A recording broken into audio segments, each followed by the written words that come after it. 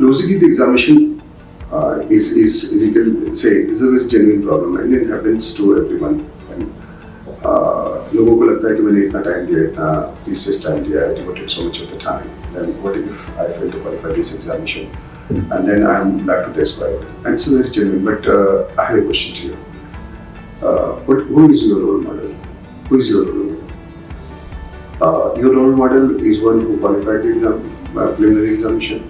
A role model is one who qualified the main examination. Probably not. You will find that your role model, or most of us having a role model outside the someone who qualified the examination or having CGP of 9, 9.5, 9.10 or something like that. So one examination will not define you. One examination will not make you something extraordinary.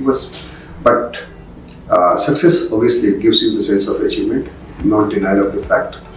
It happens, it should be.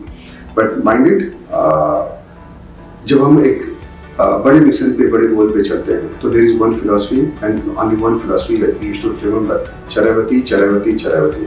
In the sense, move, move, move.